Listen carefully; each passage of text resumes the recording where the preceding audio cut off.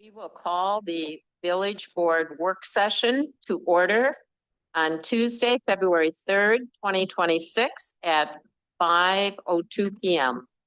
I would ask Callie to note roll call, and I think that's all we need to worry about unless someone has announcements. If not, we will continue and we will move to item 4, discussion regarding development review process that Alex is going to lead us through.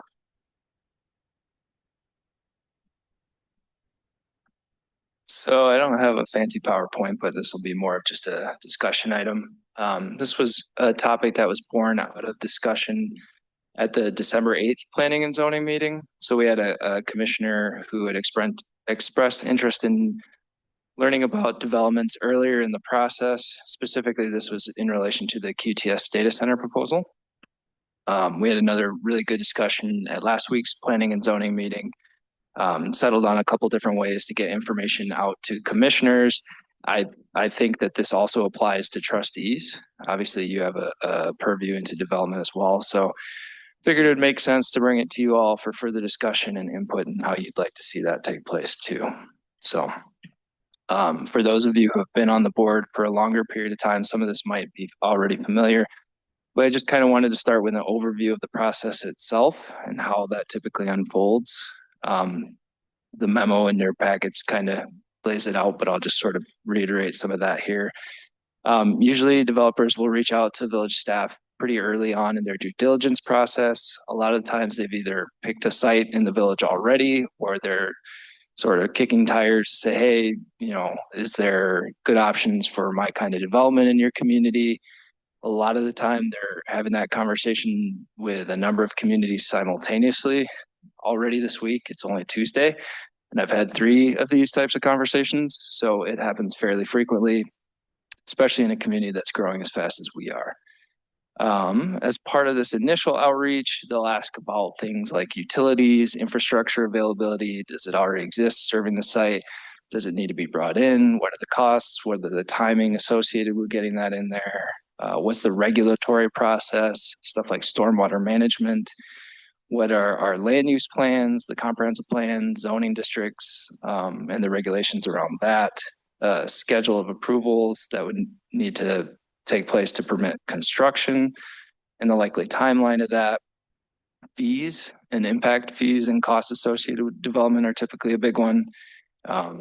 We have design standards and landscaping standards that folks typically ask about as well, and then just general community preferences to the type of development that they propose.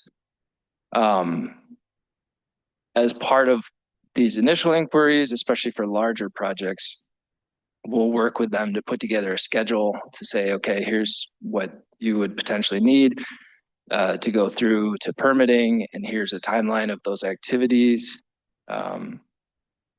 That does a couple things. It gives them a little bit of certainty as they go into the process so that they can evaluate how that fits with their process, but also from our standpoint, it just allows us to plan a little bit better from a staffing standpoint and from scheduling meetings.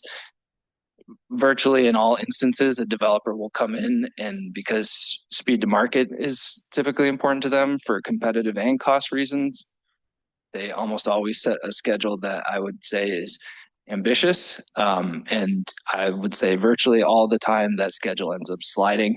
Most of the time it ends up slowing down because they set their own unrealistic expectations of how fast it takes for them to get their plans together so that we can actually get it into review. But we do our best to say, here's what you could do, and then typically it slows down from there. When we're helping them identify what the process looks like, we'll also identify risks for them that they would face in that. So, for example, this was, I don't know, a couple weeks ago, a conversation with a developer who would potentially be looking to submit for a conditional use permit and a site plan. We have a cadence to our applications where we ask materials to be submitted 45 days ahead of a meeting. And so in that window, let's say, call it March planning or February planning and zoning meeting, they would have had to submit for a conditional use permit 45 days ahead of time. And again, in the interest of them wanting to move through the approval process quickly, they'll say, okay, well, while that's in queue, so to speak, can I also submit for the March planning and zoning meeting for a site plan review? And we tell them, like, the risk that you face in that is, yes, you can certainly do that, but if the Planning and Zoning Commission makes changes to the conditional use permit, rejects the conditional use permit, or postpones action on it, now you've submitted a site plan that you'll either have to withdraw, reshape, or may not be relevant anymore. So I don't have the right, and staff doesn't have the authority to say you cannot submit an application. We do have the authority to review those applications for completeness, and if they're not complete, we won't schedule them for an agenda, but I can't tell them they can't submit. I can tell them what the risks are in that, and hopefully they weigh those accordingly. We also, I think this is a good practice that we have at a staff level. When we're coordinating development, we have a development review team. And those meetings take place virtually on the second Thursday of each month. And that includes everybody from, well, most of the people on staff that you see here, as well as others, our engineers, planners, everybody who touches development to get early feedback into these plans.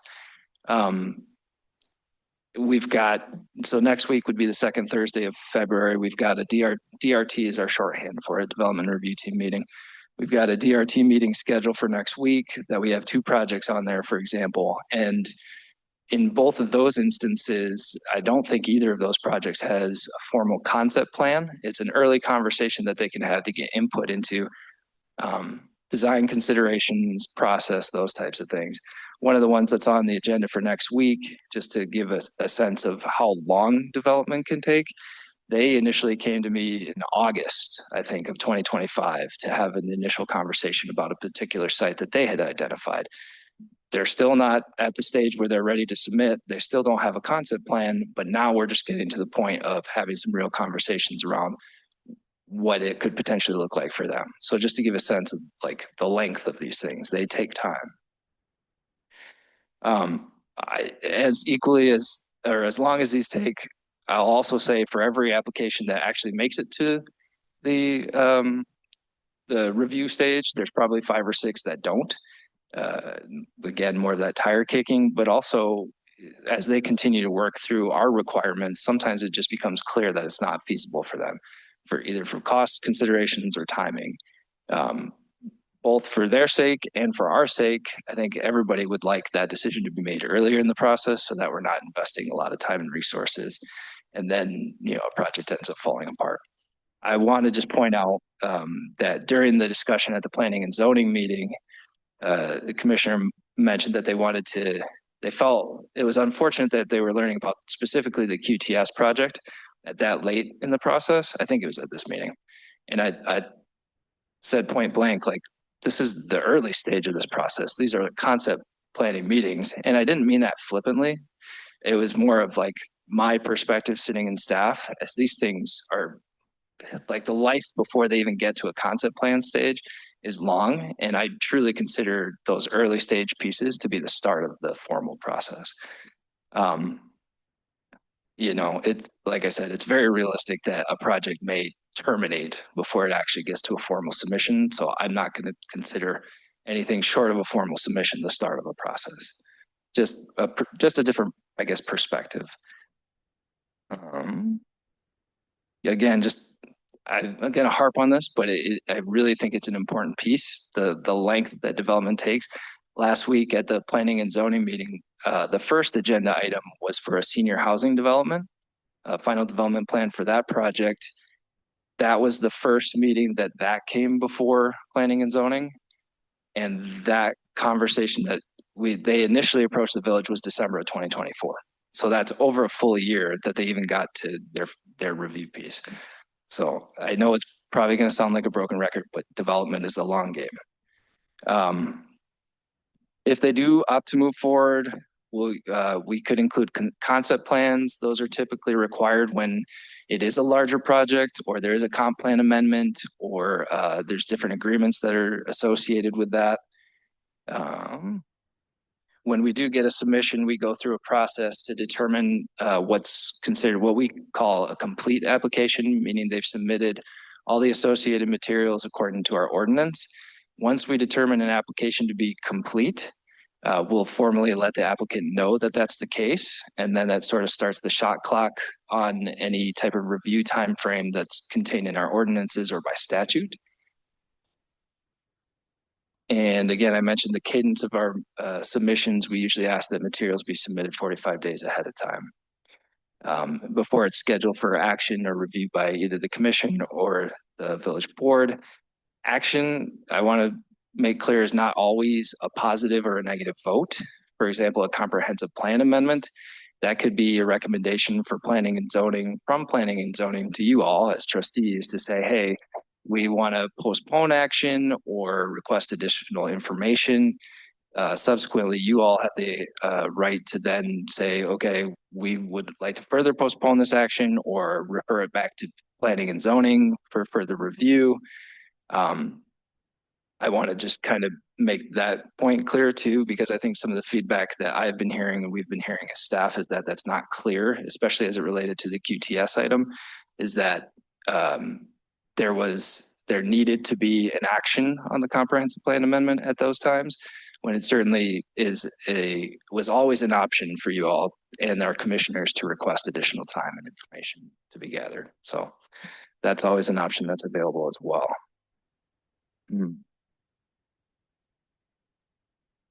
Once we do get, or within that 45-day period before the meeting, our staff, typically Brandy, our zoning administrator, or Mark Roffers, our planner, they'll compile a staff memo that incorporates all the analysis from the various departments. And then that goes to the Plan Commission and you all for the review. So the goal of this kind of overview is just to, I think, give you a sense of not just the length of some of this process, but also our approach as staff to development. And I think our Plan Commission has this approach too, is we try to take a more collaborative, communicative approach with a developer to get a better product at the end. And I think that shows. I think we have a lot of really nice developments in this community, and I think that's part of that process. So in terms of getting awareness out on a different proposal, once an application is considered to be complete, all the materials are in, our staff said, yep, this checks the box and can go on to a meeting. Our staff will create a project page for that development on Engage the Forest on our development tracker that has very basic information at that stage. And then as we go through a schedule, we try to keep that updated. Schedules very often change, so we do our best to stay up to date on those pages to reflect those changes.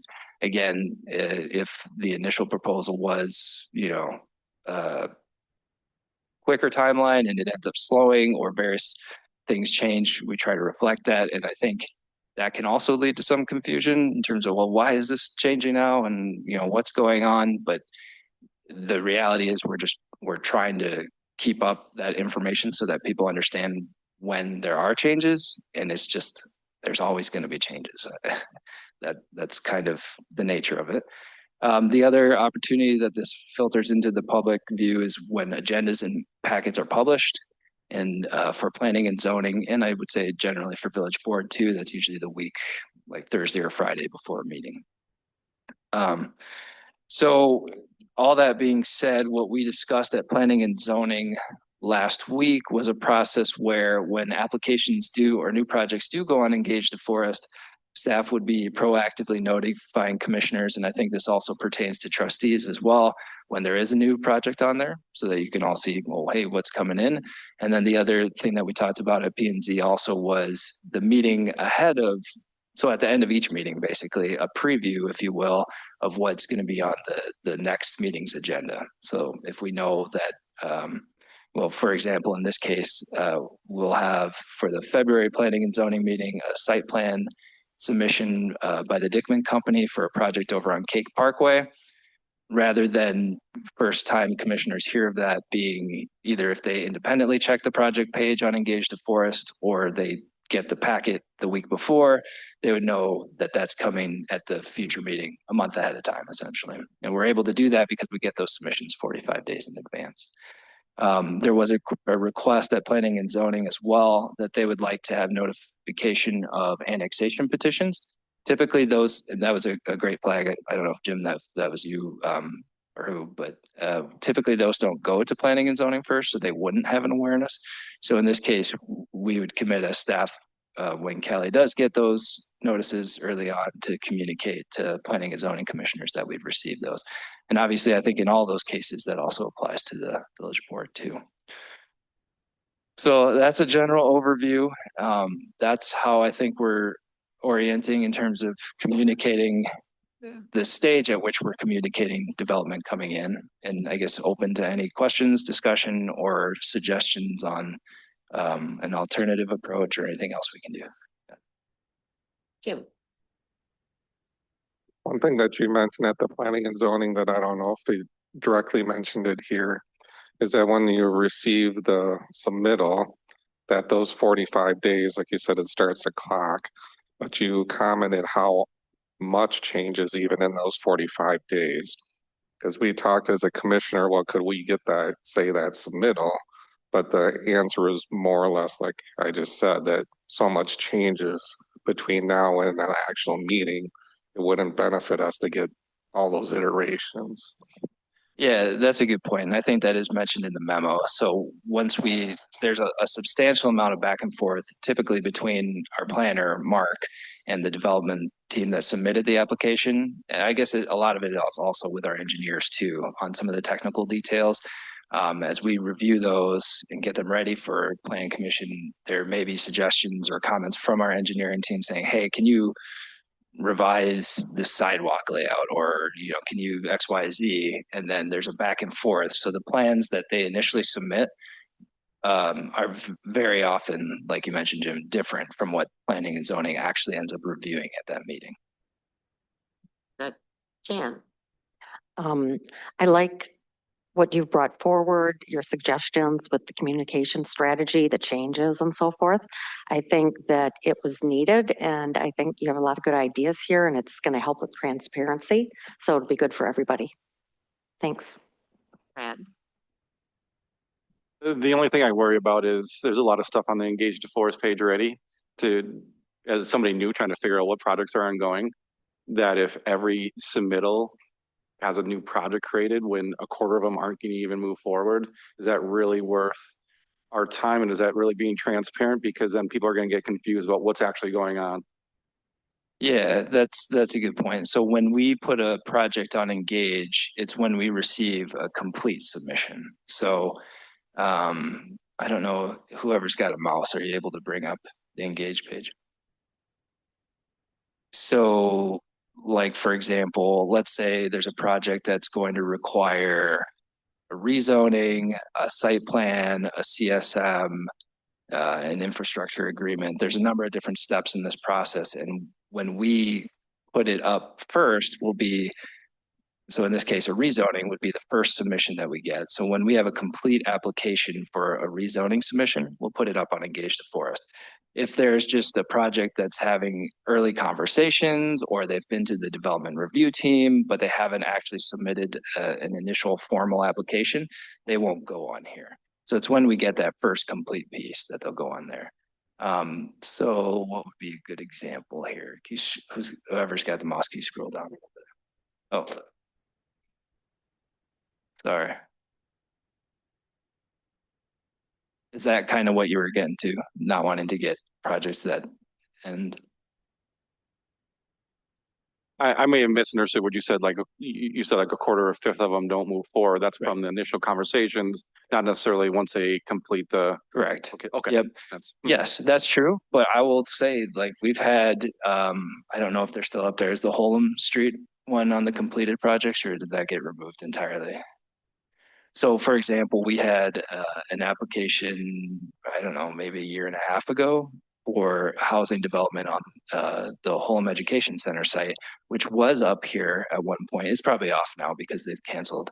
But they did submit, they went through an initial step of the approval process. And so we get that on there. But even it's a good example because even when they do end up moving through at least some portion, there's always a risk that they back out. And so I think that probably has been taken off here because we knew that they ended up backing out of that project. Okay, other questions for Alex? All right, this is helpful and it's part of ours and the public's education process, so we will continue, but it does demonstrate how complicated some of these review processes are, and so it's helpful for us to hear this. Thank you. All right.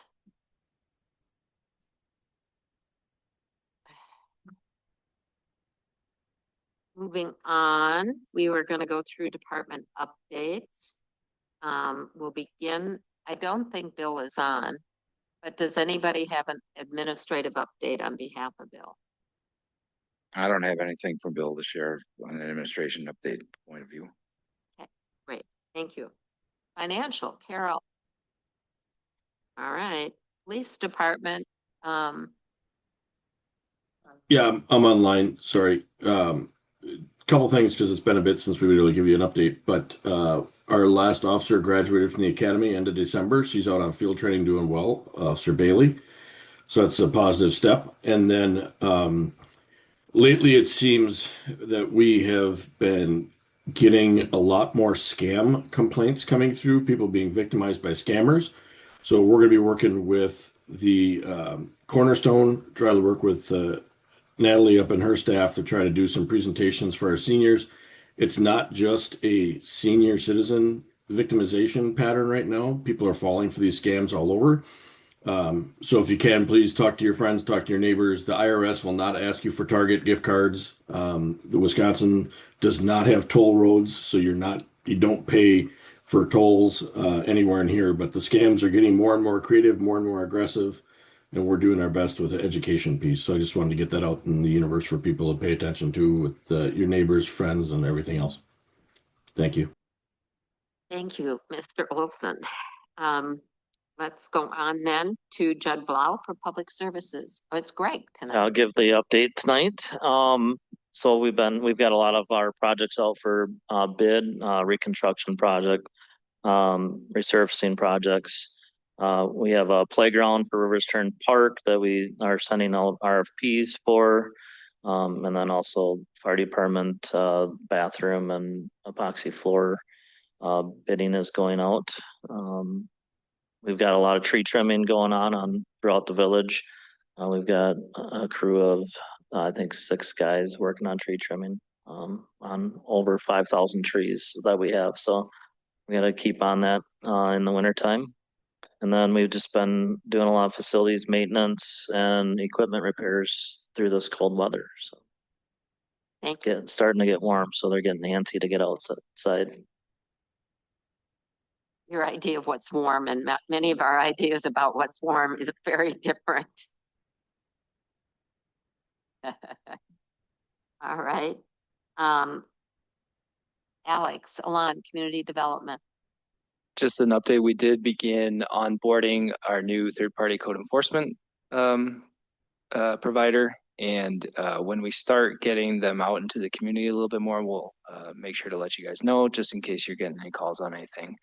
And then on the CDA side of things, I think I may have mentioned this last time, but it's official. We did receive a $150,000 site assessment grant for demolition and environmental remediation on the project at the corner of V and Main Street.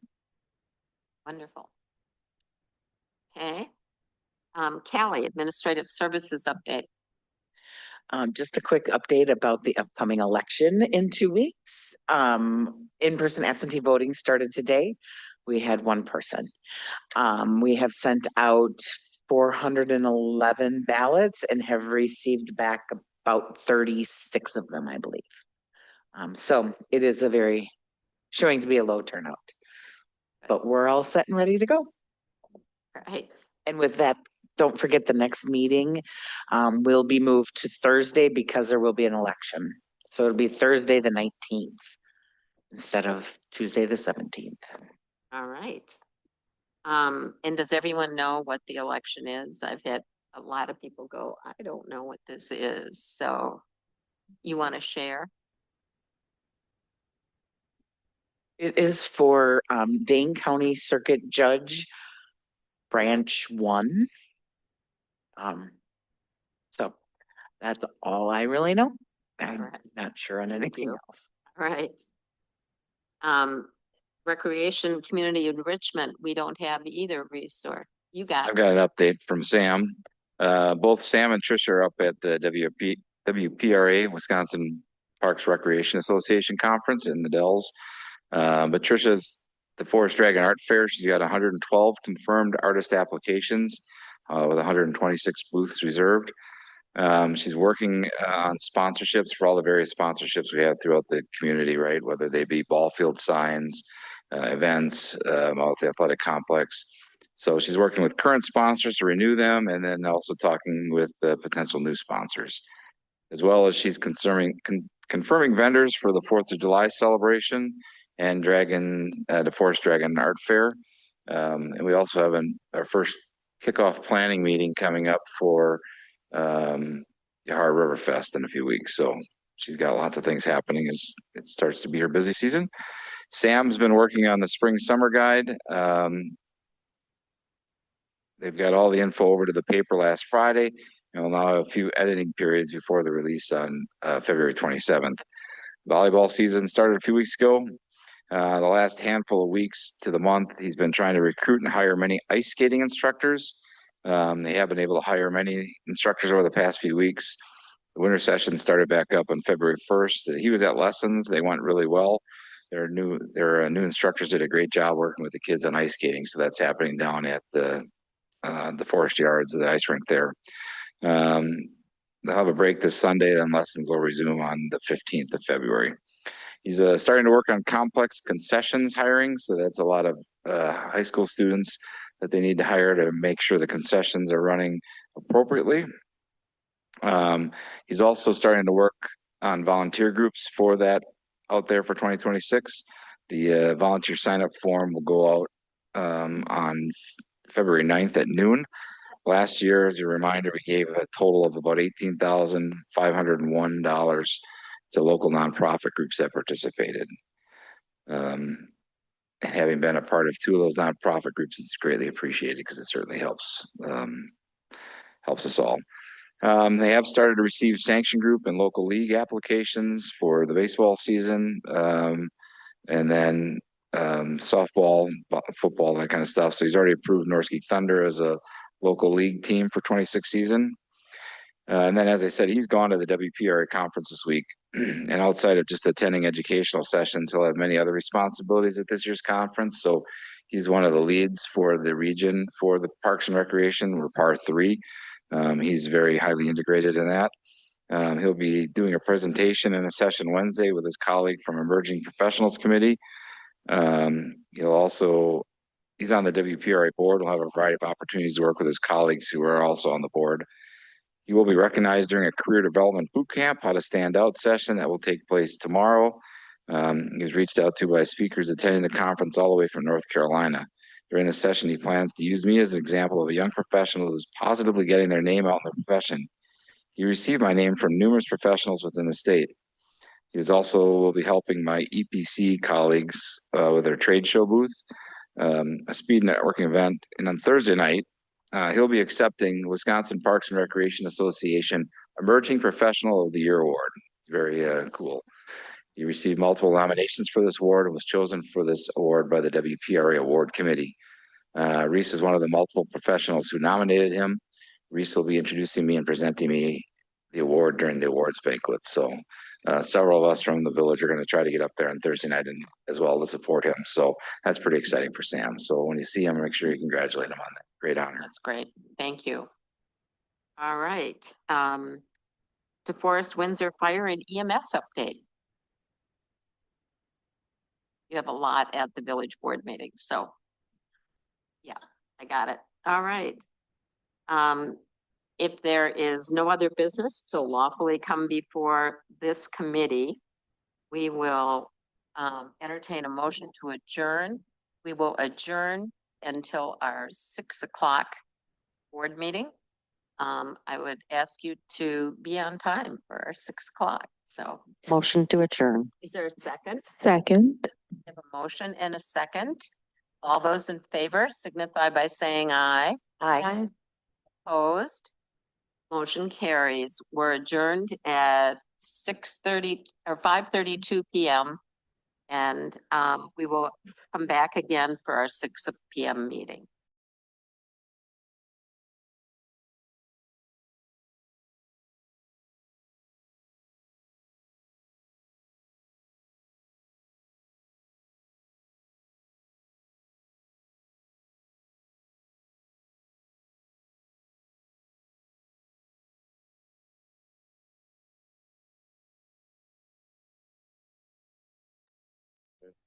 Oh.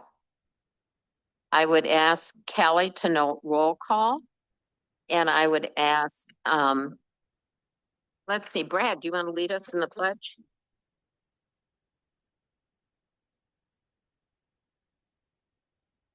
I pledge allegiance to the flag of the United States of America, to the republic for which it stands, one nation, under God, indivisible, with liberty and all. I still think you should say amen at that part. All right. The one announcement that I want to, well, two announcements tonight. One is Bill Chang. He is on vacation and called in to be with us. So thank you, Bill. Also, I would ask and remind you that during this meeting and during appearances, we need to be respectful of everyone, and there'll be no clapping, no cheering, no unnecessary talking. And I do ask, if you take your conversation out in the hall, that you know that your voices travel in here. So try to keep it down if you go out in the hall, because it's disruptive to the meeting. So we appreciate that, and you're being helpful with those things. Does anyone else have an announcement? No? Okay. So with that, we will proceed with our agenda. First is the consent agenda. I would ask if anybody wanted to separate out any item. And if not, I would entertain a motion to approve the consent agenda. Motion to approve. Is there a second? Second. Motion and a second. All those in favor signify by saying aye. Aye. Opposed? Motion carries. All right. There are no presentations, and are no items under old business, so we will move on to new business. And the first item is discussion and possible action to reject petition for direct annexation by 1/2 approval of 1,572.5 acres, as specified MBR number 14281. I would note that this is rather a pro forma item. We would ask that we continue with it, the staff presentation. We will then have the opportunity for the board to say anything they want to say before public appearances, and then we will have discussion and possible action. So with that, I would like to turn it over to Bill. Are you comfortable? Yes, I can jump in here. First, I just want to confirm that my Wi-Fi is working great and you can hear me clearly. We can. Okay. Well, thank you to the board for letting me join by Zoom this afternoon. It means a lot to my family to be able to take some vacation time with them. We just left Nassau here in the Bahamas. So in regards to the QTS project and the annexation petition, I've provided a memo as part of the packet, which provides the background and history to this project. And quite frankly, in short here, over the last several weeks, we've noticed a change in challenges in negotiating the pre-annexation agreement. We were trending towards objectives that we believe were going to be challenging to meet in benefit of the village. And then also, we've seen change in sentiment in the village board of trustees towards this project. So we believe that it was time to consider this annexation petition, primarily to reject it and save on village resources and time, and also QTS and their time and resources too, and just being able to move forward on this project or a life after this project. So therefore, at this time, we are recommending rejection of the annexation petition. And since that announcement or release of that recommendation from staff, we have received a letter from QTS withdrawing their application for their comprehensive plan amendment and their rezoning application. They've also requested that the village not take any action to adopt a annexation petition as they are concerned about the current statuses of the landowners involved. So I'll leave it there. Happy to answer any questions, or as long as my Wi-Fi continues to work here. Thank you. Bill, thank you for getting online and being with us tonight. Are there any questions for Bill? Yes, Jim. Thank you. So Bill, I know we were in the middle of like gathering information, and there was a couple consultants that were hired to say report to the village board. And I'm assuming those consultants ended their work with us. I'm just wondering where those data packets, I'll say, sit, and if that can be something that we will still collect. Yeah, so in regards to our current consultant contracts, the ones that we do not utilize regularly, we've stopped or paused work as early as we could and are working through a termination of those contracts. We do currently hold a reimbursement agreement with QTS, so I believe that those costs to the village for those services will be reimbursed by QTS. We continue to monitor that with our finance team. And the work that's produced, at least the ones that are public record, will be available at the village. Anything that we've learned from this project will maybe utilize moving forward to help the village in its planning process. Okay, other questions for Bill? Yes. I have a quick question. You noted in your commentary that QTS had stated that also they're pulling out due to some misinformation. I'd received a couple of questions from people asking like specifically what the misinformation was on their behalf. Is the conversation over at this period with QTS? Yeah, at this time, there's no more discussion in regards to the project per se. With them withdrawing and the village board's possible vote on this evening, I don't believe that there's any reason to continue discussion of that and understanding what that quote misunderstanding is. We assume that it's through this process. We had set out a timeline for due diligence, and some of the information that may have been provided may be in conflict or different from some of the information that may be out there currently. Thank you. Other questions? No,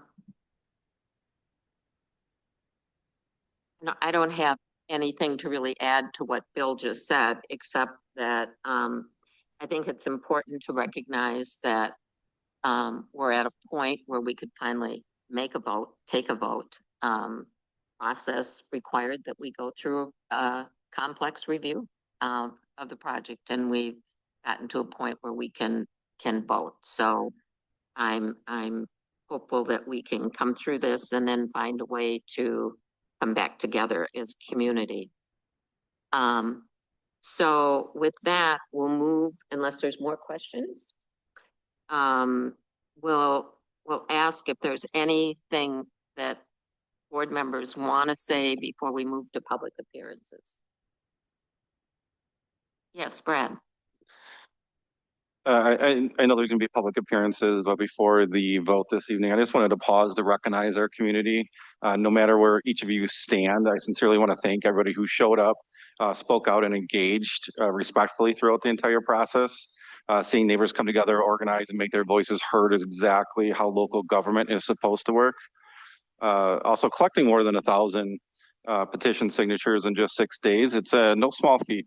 So it's a powerful reminder that your voices do matter and your engagement matters and your participation truly does shape the direction of this village. I can admit that I haven't enjoyed getting home after 10:30 every other Tuesday the past several weeks, but I genuinely appreciate seeing so many of you advocate and show that you deeply care about this issue. So the level of civic engagement is something that this community should be proud of, something we've been asking for. And I also want to give a sincere thank you to our village staff. I know they've put in behind the scenes countless hours researching, responding to questions, providing information not only to the board, but to the public. They've navigated a high stress and challenging period with professionalism and grace, and that deserves recognition. So I truly thank all of you for your time, passion, and commitment to the community, and hope to see all of you in the future. Thank you, Brad. Anyone else? Yeah, go ahead. Brad kind of said what I wanted to say, so I'm not going to go through too much here, but pretty much same regards. When we started this process, I just want to acknowledge, it's kind of some of the negative sentiments that majority of you said you wanted to have a say in this, and that was not able to happen. And so through some emails, I felt like people on both sides of the issue felt like, a little bit hopelessness or feeling like decisions are being made for you and not with you. And so I want to say the positives through this is you're sticking through the process as much as we could here. You're allowed to empower yourself to show up. And so you guys made the choice to continue to show up here and communicate with us on both sides. And so I think that's a win for us for DeForest, that, if anybody asks me about us, I would say we've got a passionate group of people who care. And so as other issues come before us, I just encourage you guys to continue to show up, continue to, be involved. And I hope that when we walk out of here, we can walk out the same way we walked in, and that's as neighbors who care deeply and want the best for DeForest. Thank you. Anyone else?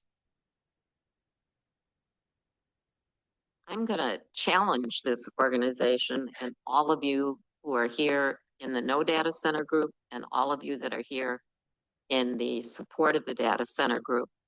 I have received lots of communications from the No Data Center group, but also I'm hearing from a lot of the people who supported it and are very concerned that the loss of jobs, for loss of potential work to build the center, who are concerned about not having some of the land sales that they might have had.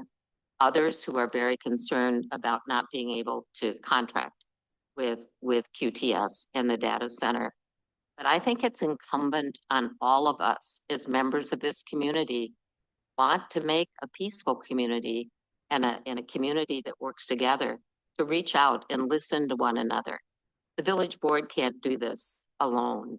We need all of you engaged in reaching out to form relationships with those people as well and think about how we can help to solve problems on both sides. Some of you might feel very victorious tonight. Others are feeling a great loss.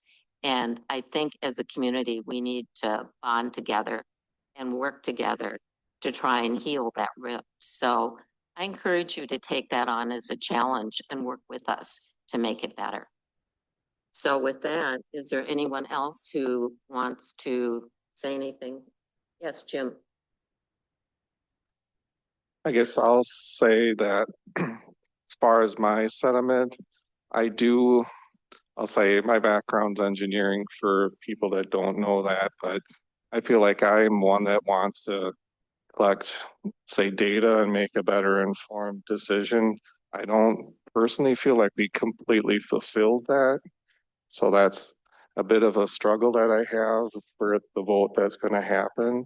But knowing, I'll say in retrospect, or I guess not retrospect, but that QTS has asked us to, so I think my vote will be affirmative. But I do feel that we didn't quite fulfill I feel an obligation to the citizens that gather all the data. So that is a bit of a struggle that I have. But I do want to echo a lot of the sentiment here. I think no matter what side you were on, I think you were very civil, and I commend you because there's been different topics that haven't gone quite as well as this in the, say, last few years. So your groups did a very good job of making sure that it didn't become too personal and adversarial to us. So I can again commend you for that. And I look forward to seeing what is next. I hope a lot of you keep advocating and hopefully see our committees filled up, not just, I'll say our community, but not just the community to DeForest, because I look out in the room, I know there's people out there in Dane and Vienna, probably Windsor. So I hope you fill up their communities and all those committees too. So thank you all. All right, Kishida. First of all, I want to say thank you to everyone who dedicated their time tonight and all the nights after that and before that. One of my asks for everyone in earshot of this meeting is that we take time to pause and reflect, and we identify the wins, not victorious or whatnot, but the wins of what went well in terms of communication and collaboration and pulling out the strengths, but also what could have gone better. Not just from a board perspective or a community perspective or a staff perspective, but one of the things that I try to teach not just my kids, but my students and all my patients is every opportunity is an opportunity to do better. So this situation went the way that it did, but what can we do going forward? What worked well? And where do you see some of the pitfalls that we could have paused, reflected, and put a better foot forward? So I think as a community as a whole, not just DeForest, but all communities involved. I mean, this topic went across Wisconsin and beyond, right? Which means we have become, the satellite of how to do things collaboratively and effectively. And so in that, I would just ask not just the board members, but everyone involved, what could we have done differently? And what did we do well so that communities that are watching can use us as a template of how can we discuss very difficult conversations or very difficult decisions in a very kind and compassionate way where you still feel heard no matter what side of the line you're on. Thank you. Jan, did you have anything? I think that a lot of what I would say has already been said. I echo the sentiments of what the rest of the board is saying and appreciate everyone showing up and voicing, and also in a good way. Both sides have gotten along pretty well, and I do appreciate that being on the board. Thank you. All right. I don't have a flowery speech. This project was a little scary to me from the beginning. It was very large. There aren't any state, federal, whoever, rules and regulations at this point. I think it's a good thing that they will come in the future. I don't think data centers are going to go away. It was a good thing to see the community come together. I was not too happy with some of the things that the board members were accused of. that had no basis in fact and are untrue. I know it was very difficult on staff as well as trustees on the board. And I guess that goes back to what Tishuji was saying, what did we do good and what can we improve on? There will be further development into forest, there has to be, in order to keep us alive. But maybe we can do better than something this big. Thank you, Colleen. All right, with that, we'll move to the public appearances we have on this topic for tonight. And we'll start with Cass Summerfield. L. Field. Okay.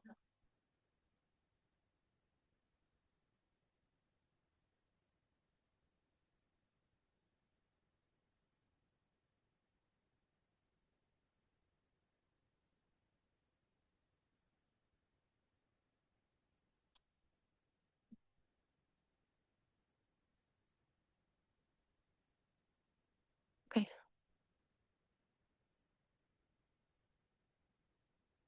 Can you share your name and community? Yes, I'm Cassandra Sommerfeld and I'm in DeForest. I am a resident of DeForest as well as a high school graduate, and I have a bachelor's in sustainability management and I have a passion for water. I oppose the annexation of the land from Vienna for a plethora of reasons. The big thing for me is the impact on the environment and water.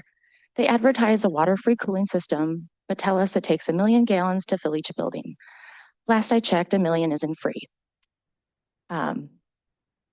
Not to mention that there's never been, or based on the calculations, there's no way to really have the energy needed in order to be able to accommodate. Sorry, I'm trying to change things a little bit based on what you guys were talking about. I want to go a slightly different direction. But the big thing for me is even looking at this project at all for annexation. This is part of the agricultural enterprise area. I had gone over this before. This is a significant area that's been designated by the state that's supposed to be used for Wisconsin's agricultural future. If this is really something that you guys want to look at and you want to have some sort of big development, this is not the area for it. This area is far more valuable as farmland, and it's far more valuable for its natural resources than any development would be. And I think that it really should be recognized that this was designated to be protected. So these areas should be left as they are. Now, in going with a company in the future, if you do want to go with, say, QTS or somebody else, I think it's very important to look at the methods that they use, and when they're preventing people from knowing what they're actually doing, planning, and what they actually need, that's a problem. And people are really starting to notice that. So as you mentioned, this isn't just a local issue. Hyperscale data centers are a major concern for people across the nation. According to the Associated Press, between April and June, 2/3 of the data centers they were tracking were blocked or delayed amid local opposition and state-level pushback, equaling 20 proposals valued at $98 billion in 11 different states.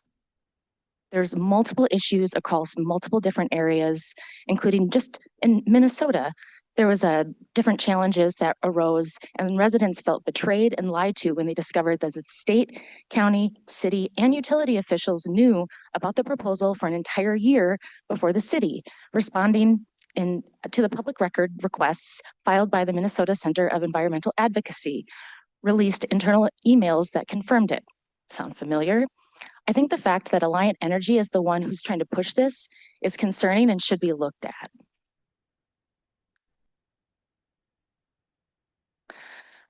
I would really stress staying away from any annexation of this area. Like I said, it's far more valuable as it is, and there's many other areas that can be developed downtown specifically. When looking at the comprehensive plans, that's what a lot of people talked about. So if you really want to look at something that's going to draw people and that's going to bring a lot more revenue in, I think that's what the focus should be. Thank you. Thank you. Okay, the next person is Melinda Murphy. Is she online? Oh, you're here.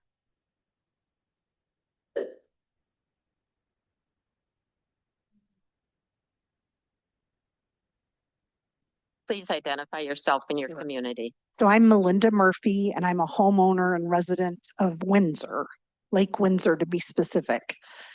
So my name is Melinda Murphy. I'm a homeowner, resident of Windsor. I'm also an experienced attorney of 35 years. I'm here tonight to urge the board to reject the petition for direct annexation of the 1,572.5 acres associated with the proposed QTS data center project. This annexation is not simply a boundary change. It is a gateway to a massive industrial development with long-term consequences for village utilities, infrastructure, the environment, and most importantly, public health and safety. Yet this project moved forward for months before there was meaningful public discussion. Residents and even some village trustees and planning and zoning commissioners were brought into the process late, despite needing to be involved from the start. That lack of early inclusion is not open government, and it undermines public trust. The village board, Alliant Energy, and QTS Blackstone failed to hold a community forum where the residents, impacted neighbors, and decision makers like you could ask questions and receive clear answers. That was a missed opportunity for transparency and accountability. Throughout negotiations, QTS did not make firm commitments to key protections, including meaningful renewable energy standards. The Department of Administration has determined that this annexation is against the public interest, noting that the land lies outside the village's approved sewer service area. Approving it under these conditions reverses responsible planning and creates unnecessary risk. Combined with the town of Vienna's rejection and widespread resident concern, this project clearly lacks public support. I appreciate the staff's recommendation to reject the petition, and I respectfully request that the board take this vote tonight by roll call so residents can clearly see where each elected official stands. This decision will shape DeForest for generations, and I urge you to put residents, public trust, and responsible planning first. Thank you for your time and your service to the village we love. Thank you. Rhonda Meinholz.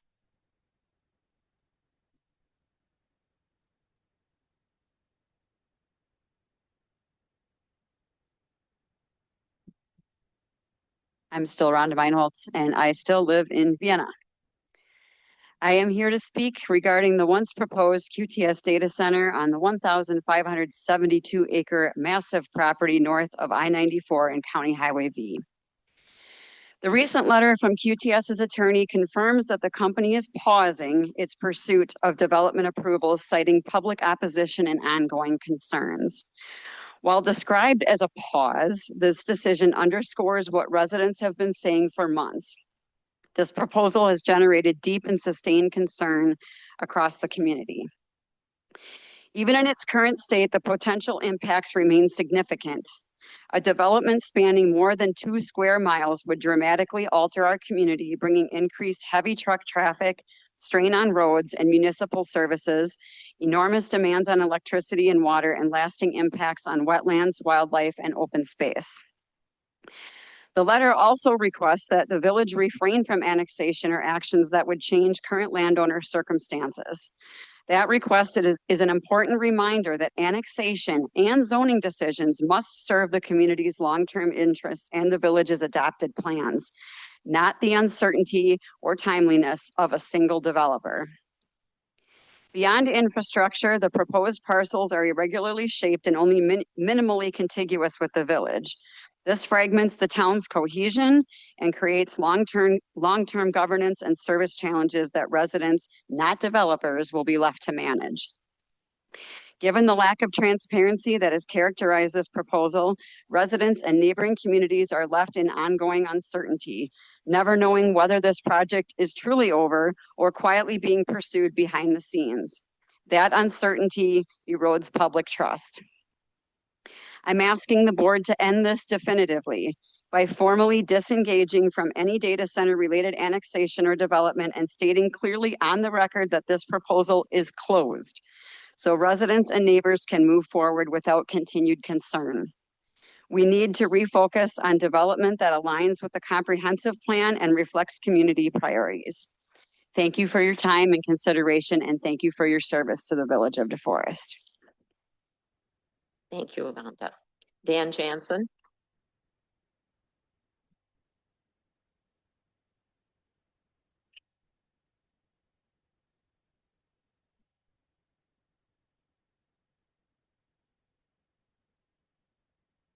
Can you hear me?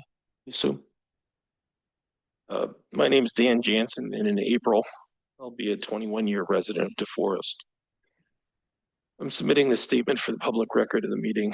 I'd like to thank the village staff for bringing the recommendation to reject annexation to the board. I believe for this round, we have achieved the correct outcome. I do fear that somewhere between the need for net new construction, Alliant Energy painting a target on our back, and the AI bender that is going on throughout this country, that this isn't the last such proposal we'll see. And in light of that, I'm interested in protections being put in place to ensure that the residents of DeForest continue to be heard. One agenda item in the working meeting was intended to address a concern by village commissioners and trustees about how late they found out about this development. The proposed solution would not, I believe, have resulted in any earlier communication. I submit to you that the trustees should hold out for measures that bring to their attention even earlier in the process any development above a certain size requiring a change to the comprehensive plan. Second, I'm very concerned that the village administrator and community development director entertained this proposal for as long as they did, knowing full well its incompatibility with the comprehensive plan.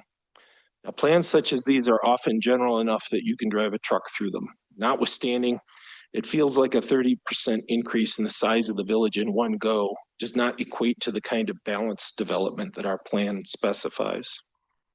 I'd like to see the village staff, board, and commissioners undertake some kind of exercise to reaffirm the priorities laid out in our plan and determine what those really mean to them. Third, I'd like to see a public review of the job descriptions of the village board president, administrator, and community development director. Based on this recent experience, I think we need to make sure that these descriptions prioritize behaviors that represent the interests of village residents more so than behaviors that I would expect to see out of a chamber of commerce.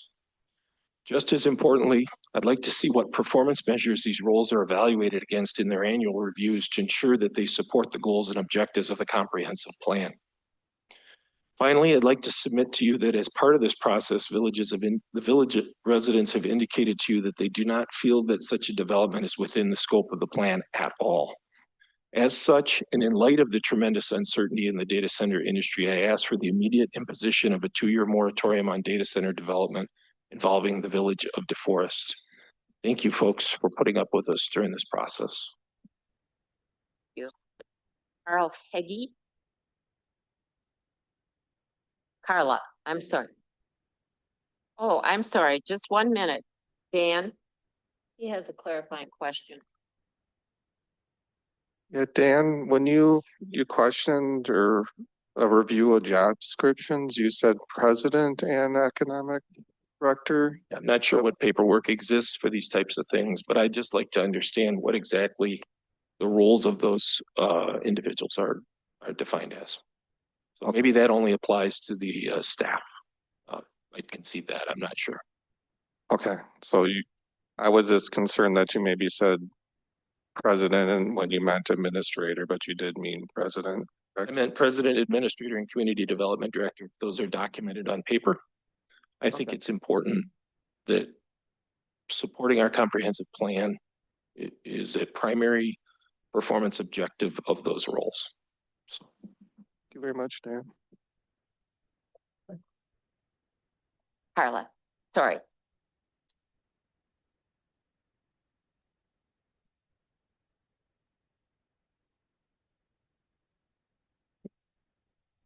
My name is Carla Heggie. I'm a resident of DeForest since 1978.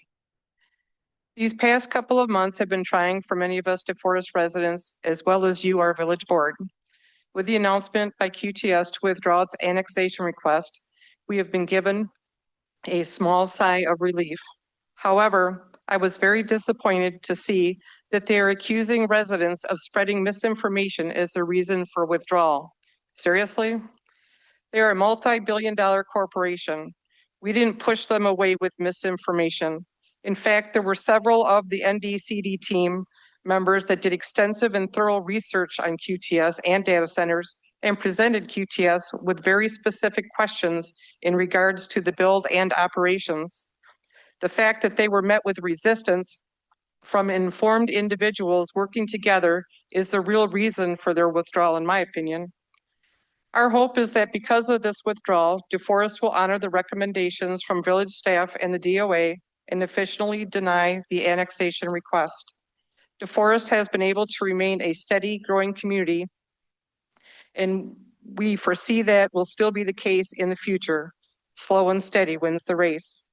I hope this momentum of residents' participation in the building of our community continues, and I would like to thank those on the board that have been here and heard us through all these meetings. Thank you. Thank you. All right, that concludes our public appearances on this item.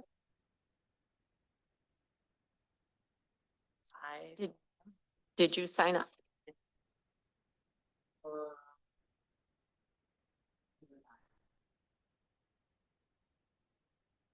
Broke down. I just put the data center. I thought I was with everyone. Oh, you want it? Yeah, I'll speak then.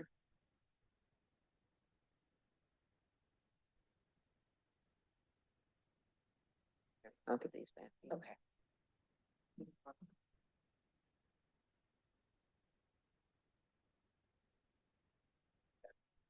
Oh, no, someone too. Good to see everybody again. Hope you for having me. Oh, yes. And pull it a little closer to you.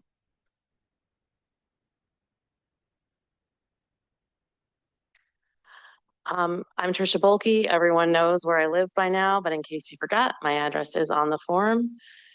It's hard to believe that it's been over 3 months since I came to the October 21st board meeting to support putting fluoride back in the water. That's the day I met Rhonda Meinholz, and she was here talking about the data center. Before her 3 minutes were up, I had already found her on Messenger and sent her a message that said, "I'm at the board meeting where you're speaking about the data center.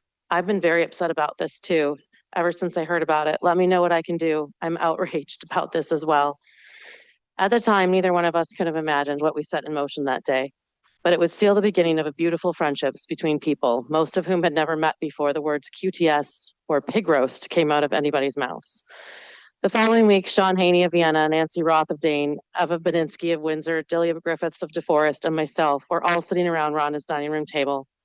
Kelly Mack of Windsor couldn't attend, and no data center DeForest was born.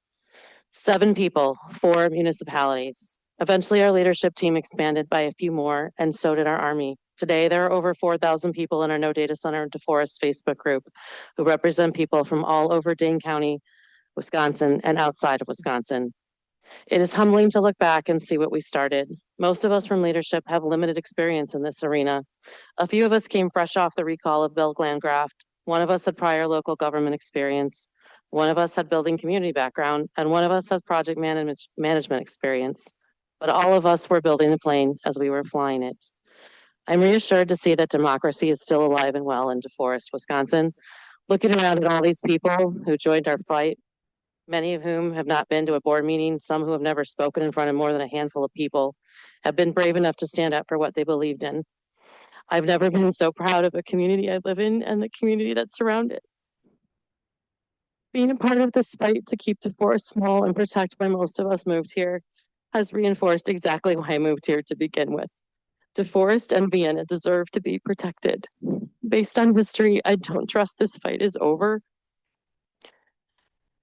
And it's for that reason I'm still concerned about our future.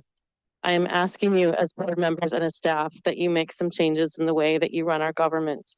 We will be watching and reporting back because this is not just about the data center. This is about protecting our comprehensive plan, keeping our land zone agricultural, growing from within and not stealing land to grow outwardly. This is still about transparency, the people of DeForest having a say in what's important to us, our commissioners not blindly rubber stamping projects, our village trustees being trustworthy, and it's still about being a good neighbor to Vienna. I thank the trustees who met with us, for listening to us, and I'm still leery.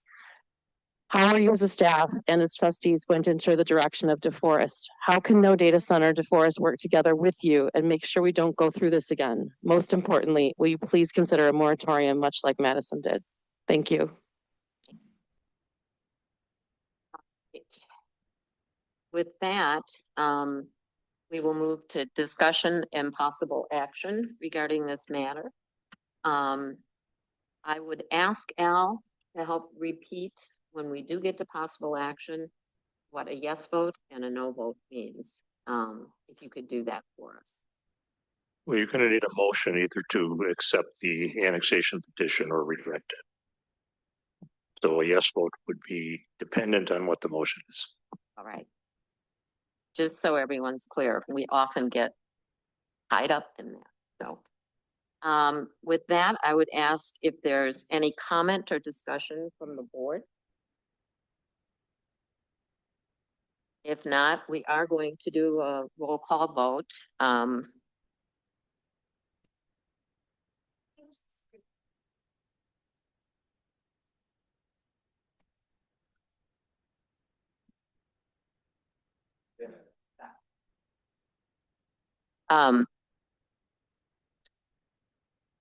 Okay, with that, if there is no discussion, we will move to I think we need a motion first. So we do need a motion. first, we you're do. right. I was- Yeah, we do. Thanks. Let's get in motion. I'll make a motion to reject the petition for direct annexation by 1/2 approval of 1572.5 acres and everything in parentheses. Thank you. I'll, Is there a second? I'll second. All right. With that, we are going to ask for a roll call vote. And I would ask Callie to do that, please.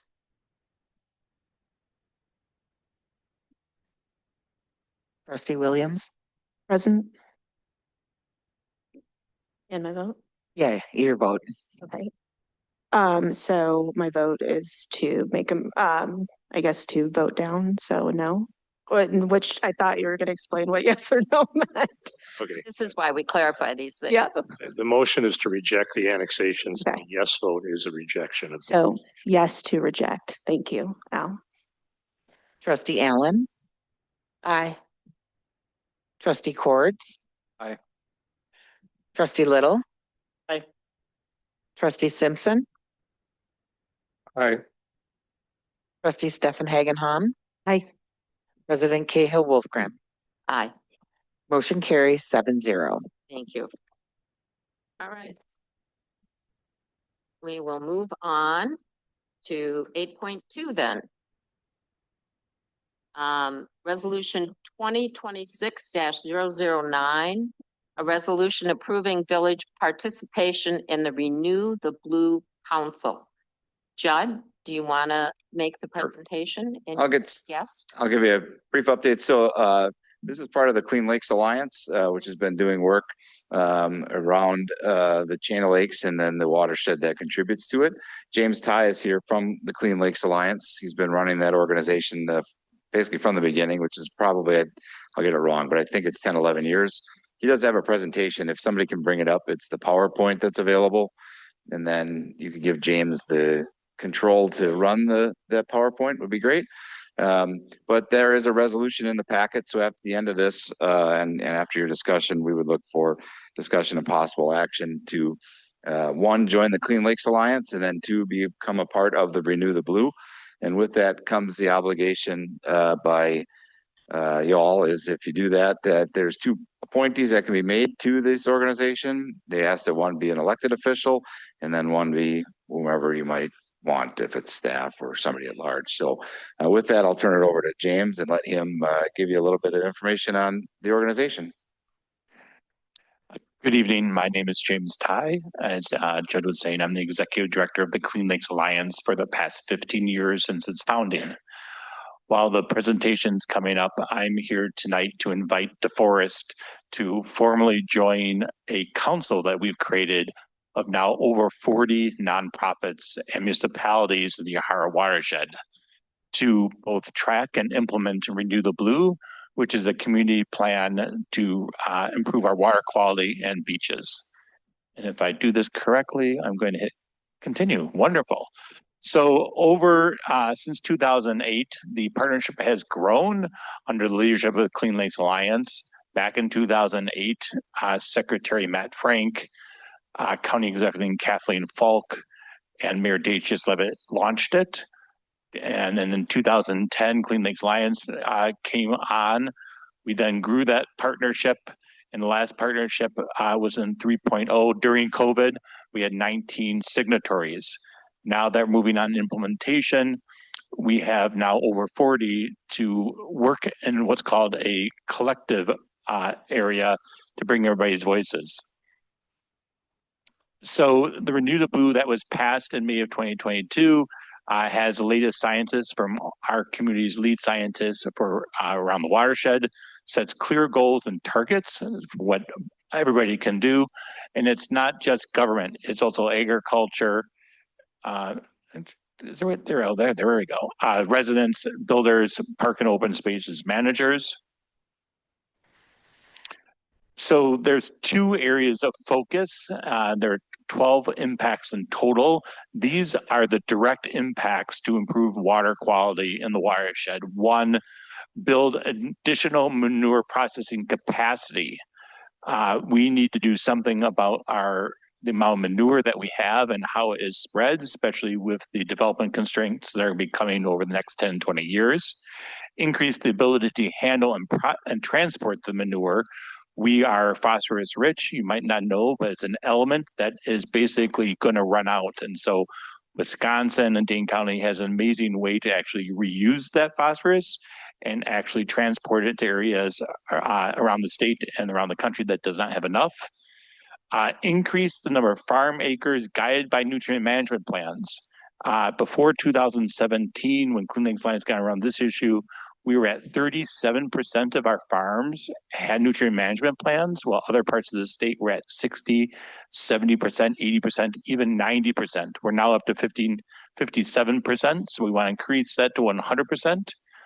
Increase the farmlands under no-till, continuous cover crop, living cover, and those type of practices to keep the soil in place and do better healthy soil. Increase municipal street clean miles and frequency during fall. If some of you were judges probably in DeForest many years ago, we did the leaf work with DeForest, one of the pilots to look at how leaves are taken care of. Also, protect internally drained areas and wetlands. Those are really important to the overall community. And then also increase that green infrastructure across the community. It's just 1 minute. Thank you. The other thing is the indirect, and this is really a lot of the work of the council to continue to work together as compact members, because we need to work harder and stronger together with all the insurgencies at the federal level. We have a rich local government. You've seen that recently. We have actually 21 municipalities in the Yahara watershed. That's not even all Dane County, but there's 21 just in the Yahara watershed. Increased participation in farmer groups. Clean Lakes Alliance is proud to be a co-founder of Yahara Pride Farms with Jeff Endress, and that group have done a lot of work leading the country for producer-led groups. An inventory of our shorelines and streams. We've not actually had a good inventory of what our streams and rivers and around the lake of what that is like. And so that inventory is going to be very important in partnership with the DNR. Test E. coli at our local beaches. Even though DeForest does not have a lake, last year we had 2.7 million visits to the Yahara chain of lakes. So the population is just about 600,000. So you can just imagine how often all of our residents go to local lakes.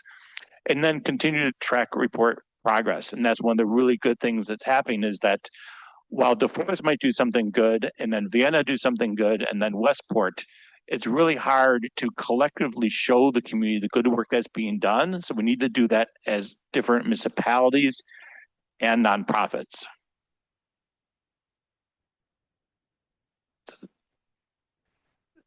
So again, this is one of the biggest recommendations is for Clean Lakes Alliance to be the backbone to bring all the partners together through a logic model and collective impact to make sure everybody has their voice. So we actually have a facilitator, Allison Lebo, who does this professionally, has done it for the DNR, the county. Because if I was running the meetings, I would just probably talk over everybody because I'm sort of a personality of my own. And so it's good to know when you just step back and let other people have their voice, because some people need the time. Some people want to do it in writing. Some people want to step back. Some people want to be vocal. And so having that facility to make sure that all the nonprofits and all the municipalities can have their voice at the table is going to be important.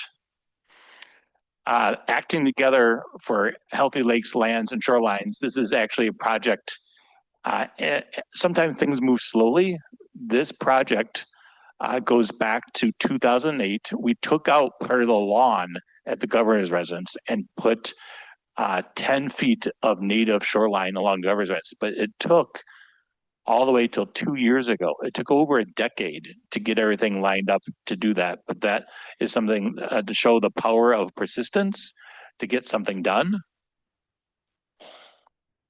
The Renewable Council is going to work in the wire to improve clarity and cyanobacteria blooms, decrease the runoff on the land, because farmers, that's the most important product they have is their soil, and soil health is really, really important.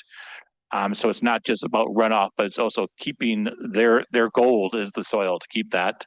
More open beaches. If a beach closes in the higher chain of lakes, we lose over $1 million of economic impact. Last year, the lakes had a $220 million economic impact to our community. The lakes are the 8th largest employer with 1,800 direct jobs on those lakes.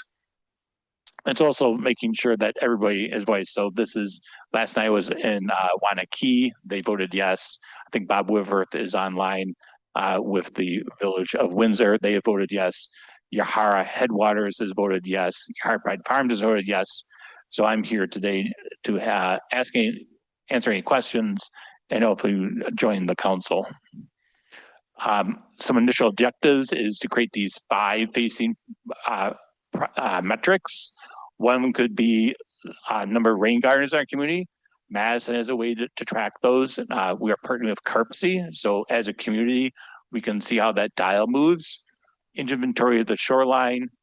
This is the one that I think everybody, especially in this room, will be interested in. And if you know Jeff Endress, I proposed this to him. I proposed it to the county, the CARPC. So we have a great dairy business in Dane County, going back to a lot of farms just after the Civil War. We have immense pressure on this community to move here. Moving here because of the lakes, let's just be frank, right? And you moving here for the soil. Let's say there's a farmer out there and they have 2,000 cows. They have, let's say, 9,000 acres that they spread that manure on and do crops, but they only own 3,000 acres. They rent from their neighbor because that farm has been around for a long time, and they rent another 3,000 acres. But that last 3,000 is already owned by a developer. There are thousands of acres that are owned by developers that are ready to be developed into something. We actually don't know as a community how many acres are already off the table and slated. So what happens to our dairy farms when all that land goes away? So if we want to protect our natural spaces, our areas that are in our community plans, we're gonna have to come up with a way to either do development rights, protect that farms, but it starts with the metrics. It's hard to protect something that you don't know what you have as across borders. And then inventory the green infrastructure. Collective impact model is really important. This is something that's going around the country, how you bring different voices together. We also have the realtors involved in this, the home builders, the farms. It's really to have all the different voices at the table. Our growing membership, as you see there, it's even grown up since then, including the Ho Chunk Nation and different groups. And all the groups also are local groups. While there might be really good work going on by the Nature Conservancy, or Clean Wisconsin. This is a hyper local group. And so the groups that you'll see there, the nonprofits, are ones that are organic and unique to the Yahara watershed. Commitments, each of the communities are becoming a member of the Clean Lakes Alliance, and also a grant to support the work of the group, which also include the State of Lakes report. And we'll be doing a new part of that, which is actually the annual land health assessment. So right now we do a water quality assessment that's signed off by the scientists in there, and now we're going to do a land health assessment to show the community what type of improvements are made. You know, this community has already does a lot of work to protect its parks and open spaces. So how do you take that work and combine it with the other to show the community the real movement? And I think I'm available for questions. All right. Brad. Yeah, thanks for coming and presenting. I think this looks pretty great, all the things that your group is doing. How do you get farmers to work with you on doing some of this initiatives that you have for the manure spreading and runoff? So I am born from Madison. My grandfather was a farmer. My uncle was a dairy farmer up in Partyville. But I am a preppy a guy with, you know, woofed hair. And so I knew that the first thing I needed to do is have the farmers take the lead. So I spent a year almost on a Monday night at 7 o'clock meeting with farmers in a time that they can meet, because they can meet at 7 o'clock at night. And we actually started Yahara Pride Farmers, which is a producer-led organization. We incubated them, and we've also donated to that group just under $1 million to do work. So we got the farmers who are doing the best work to tell the other farmers to do good work and breaking down those barriers. And so doing that is really important. Just know what your place is and what your voice is, and let other people speak up with their voice. So don't tell farmers what to do. Have farmers tell their farmers what to do. Deshidra? First of all, thank you for visiting us here in DeForest and sharing just a wealth of wonderful information. This presentation gets better every time I hear it, so thank you. My pleasure. I really appreciate a couple of the facts that you pulled out in light of everything that we have going on here. Lakes and soil is so very vital and important, but also protecting the natural spaces. And I would like to know how many acres are off the table, right? And then just water quality and the land health assessment. Like, this is a lot of great data that most people, and definitely I, would want to know what's going on, and just being able to participate with an organization of this nature collaboratively. You've named so many amazing organizations, and a lot of brains coming together, I think, is powerful, and it shows not just this community, but all communities, the power of collection and collaboration and shared information. So I appreciate the presentation. Thank you very much. All right. Jim. Thank you again for coming. I guess my curiosity is you're creating this council, and I'm wondering what is sort of driving the council. Is it going to be driven by the council themselves, or you said there are scientists? So are they bringing things for the council to sort of vote on, or are they really making any decisions, or is it just for those council members to bring it back to their own communities? And to add to that, you commented how there's clear goals. So I'm wondering if those clear goals are set, or again, is it something that the council members are going to try to create? So the council is made to do many different things. First is to implement Renew the Blue, which are those 12 actions that we've agreed upon already. Create metrics then to track those. Because we have 21 municipalities, it's hard to understand how the community is making impact when everything is being done in silo. So creating those metrics to measure, then once you have metrics to measure, then if we don't move those dials on an annual basis, we as a community will be responsible for that. So the council actually has two co-chairs this upcoming year. One is Jason Valerius, who is the executive director of CARPSI. So they're going to be our backbone organization with the GIS. He's excited that somebody's asked him to pull this data together because it's within their scope of abilities, but nobody's basically asked that group to do that. The second is Shelley Allness. Shelley is the secretary's appointee for the South region for the DNR. And so those will be our two co-chairs. So them along with myself, Allison, Laura Hicklin, who's the head of land and water for Dane County, is the steering team, but the council will set its own direction. And once they start working on something, they will create an implementation team. And I'll give you an example of how this worked in the prior iteration. So we were, if you're familiar with Willow Creek, which goes from Campus Drive where the vet school is, and then goes straight out towards University Bay. So you drive and go through campus, there's like a little creek that you go over. That creek, if you go in University Bay on Lake Mendota, it's almost an island of all the silt that comes through University and Hilldale, right? And so all that stuff is just flowing in. So we had an implementation team around that. So you had somebody from the DNR, you had somebody from the city, somebody from the DW, a scientist, and they decided they had to do an engineering solution. And the engineering solution is that you build basically a box the size of this room to have the silt go into it and the trash before it goes into the creek.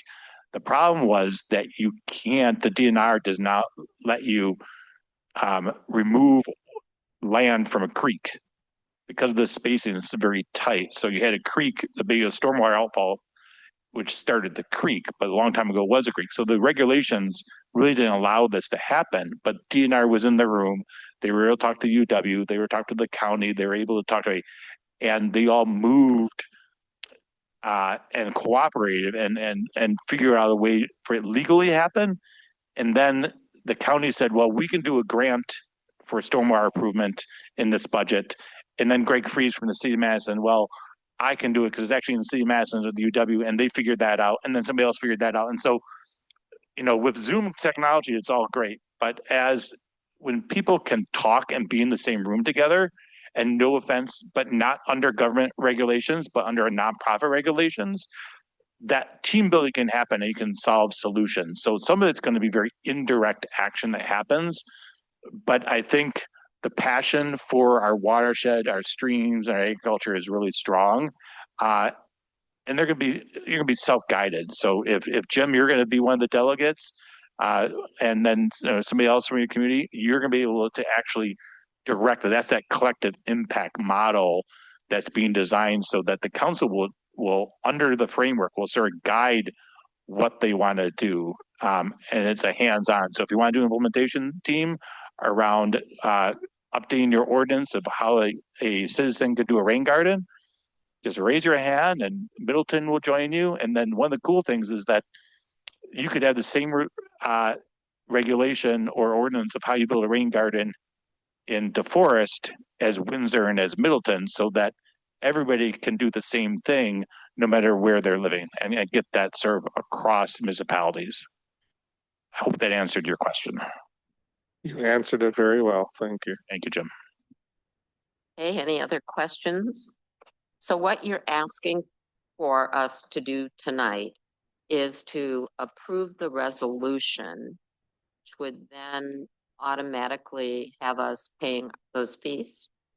Correct. As it shows on the screen, there's a $500 membership for the Clean Lakes Alliance, and then there's $1,000 support that goes to help implement Renew the Blue. So it's $1,500 total that would come out of our stormwater fund that we have. And then separately, after this resolution, you're looking for appointments, one lay and one an elected official. One needs to be an elected official, and then the other one could be another elected official, staff, or community member.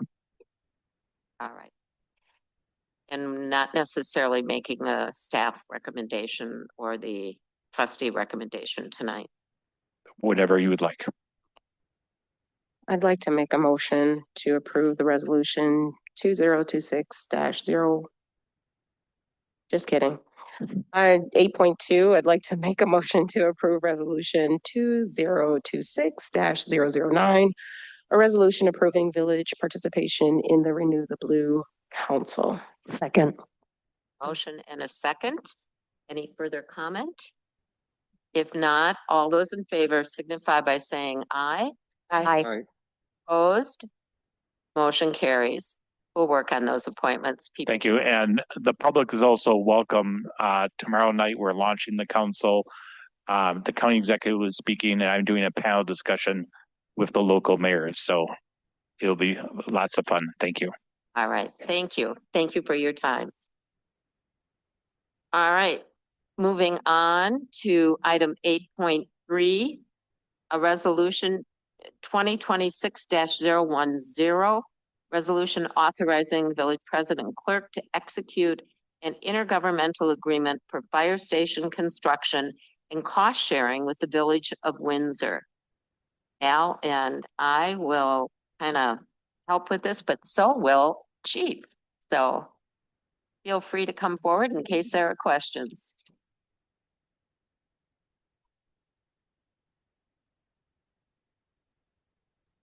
All right. Al, do you want to talk about the IGA at all, or? Well, we kind of went through this agreement once before, and I don't want to go through it line by line, but I just do want to point out that there are a couple of items that are still being negotiated. They're fairly incidental items like insurance coverage and things like that. I did send a revised draft to the lawyer for Windsor last Tuesday. Haven't heard back on that. So those, I'm not sure there's any dispute on those issues. They're just not resolved. They're shown as redlined in the draft that is in front of you.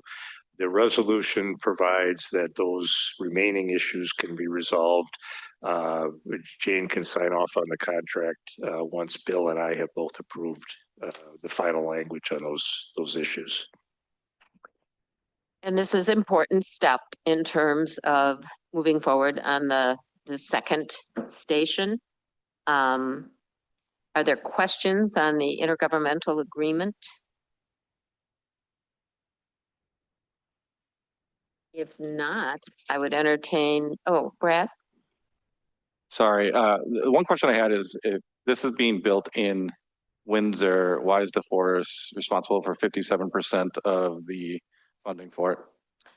That's because the percentage that the communities pay, first of all, it's a joint district. It's DeForest and Windsor. But it's based on statistical use of the EMS and the fire. And DeForest is bigger and uses more. It's based off of equalized value. Right. Right. So that's been, we're very good at using the service. And it was with the station remodel, the same formula was used. So Windsor invested into this building, not as large of an extent, but.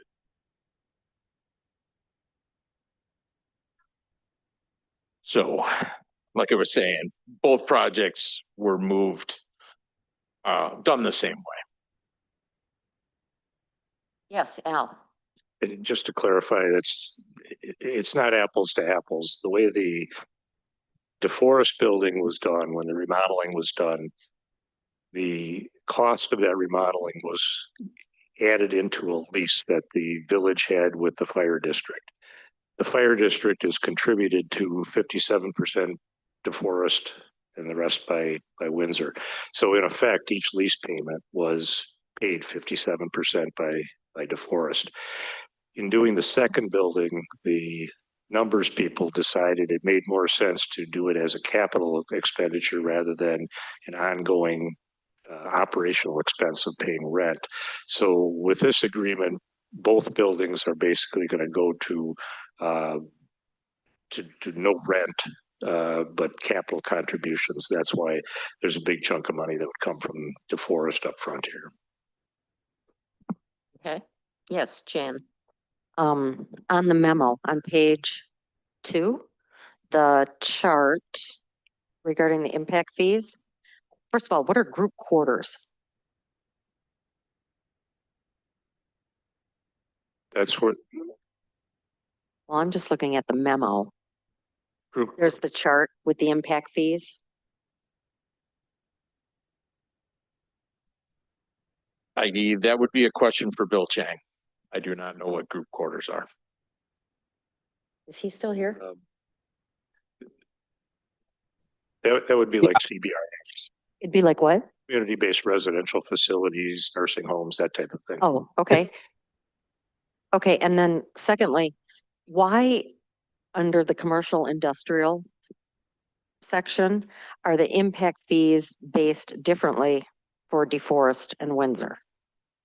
One is on square foot, the other one is on per $1,000 of valuation.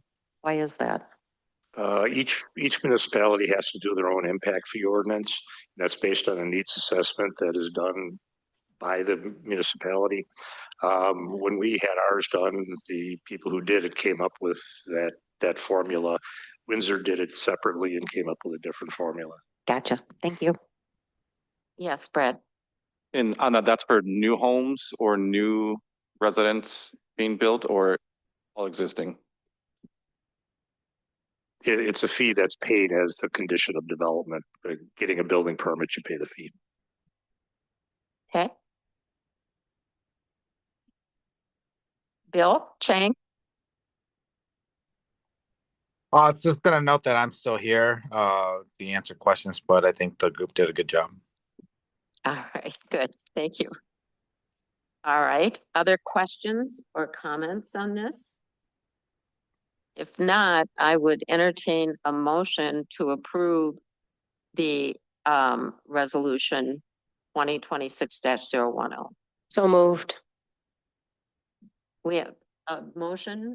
Do you want to? Sure. Be second? Oh, yeah. All right, we have a mo. And we have a second. Is there any further comment or questions? I just have one comment. Yep. I'm really happy to see this project move forward and continue to grow and develop. I really do appreciate the collaboration between Windsor and DeForest. Our fire and EMS work really hard for our residents, and being able to have this second station to decrease the call time and increase our response to our residents, just as a nurse, moves me in so many different ways. So I really appreciate the due diligence and the work behind the scenes, and Al, the going back and forth with the lawyers to really make sure that we are doing our best to serve our community with health and wellness. So thank you. Thanks. I also want to note that I received a question this afternoon asking why we were locating a second station where we are. And it's because in part, and Chief can weigh in on this, that's where a lot of our activity is. If you think about DeForest, we have Savannah Brooks, we have Bear Tree, we have Bell Labs, we have, industrial development in that area, and a lot of other residential development. So it's kind of the southern part of our community now, and it will improve our response times. Chief, do you want to add anything to that? Well, yeah, again, from our standpoint, we look as a district versus villages. But when our initial needs study was done in 2013, they pointed in this direction, and as we've been working out our 10-year to-do list and tracking the call data, all the data is showing these are our hot areas. North and south is growing at a greater rate as far as risk is concerned than east and west. So thank you. All right. If there's no other comment, I would entertain a motion. We did that. We did. We're voting. You're right. I'm tired. Right. As we say, it takes a village to run a meeting. So all those in favor signify by saying aye. Aye. Aye. Opposed? Motion carries. Thank you. All right. Item 8.4, Resolution 2026-011, a resolution authorizing bidding for the construction of Fire Station number 2. All right. Staff presentation would be coming from Chief. I will chime in if there's any value. We also have with us tonight the architect from the project and Craig Knapp. So if you guys want to come forward and join, feel free. And I would ask you to share a few comments with us. All right, Ryan's going to stay back here, but if you need to fire away at him, I'll just get out of the way. So before we get going, again, Ryan Frank with OPN. Craig Knapp is our assistant chief. He's in charge of public safety. So we're talking fire inspection, plan reviews, et cetera. He's been helping out with the project. So for those of you who are new, we'll just do a quick recap of how the process started, what the design looks like, and then we'll get into the money and go from there. So as we started the project, again, we're doing an internal needs analysis. As you can see, this is a lion's share of our current district. The green is where we're looking in that 0 to 7 minutes, which is where we want our response standard to be throughout the district. So you can see clearly between the northern section where Station 1 is and the southern section where we're proposing 2 is there's a huge difference there in those response times. The purple line is in there to indicate kind of where we're looking for what would be covered in those stations and those response times. Certain areas, as we head to the west and to the northeast, the call volume is much lower, and it's hard to build a multi-million-dollar station for 12 calls a year. So we're kind of focusing on our high volume targets here. Again, just another different way to show the map of where those stations would be able to respond to those call volumes. The purple line is up there again, just to give you an understanding. We do roll down to some of those response times. We could cover portions of Burke as well. I know some of that is headed our direction in the future, but a very small sliver. So that's in there. As we started talking about our station design goals, this was one of the first things we initiated before we started design with OPN. And we had the 3 big ones. We wanted to reduce response times with a subcategory of improving health of the fire and EMS responders and station function. We wanted to stick to a budget, become a cost-effective project, and we wanted to reflect the community that it was involved in. Fire station can be, initially anyway, pretty invasive into the community until they get used to us. So we wanted to stick out the least amount as possible. So as we started rolling into site plans, this piece of land here is where the station is going to be constructed. So to the top left of the station site under the word station is Quick Trip at Windsor Road in Northtown, just so everybody has an understanding. We're just going to be south of that by the water retention and the wooded area there by Windsor's trails.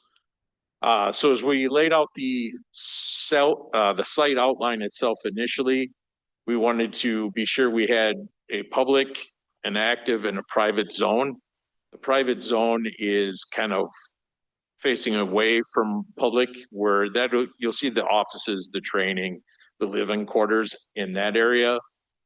The active zones, the fleet, public edge is what most people are going to see driving by. And for privacy, we'd rather have people not looking into the windows. And then also with the site, emergency egress and return were taken into great account. So we are trying to reduce the amount of times we back up into the station for safety of both our fleet, our building, people maybe using the crosswalk, and the 3 o'clock backup alarm in the morning that people may not enjoy. So we did circulate it. So we have a drive-through station. Returning is coming in off of Northtown to Firehouse Drive.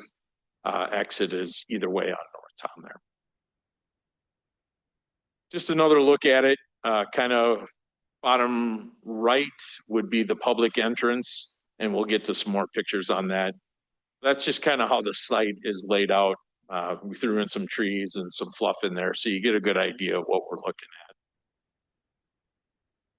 So when we start looking at outside appearance, this is one way.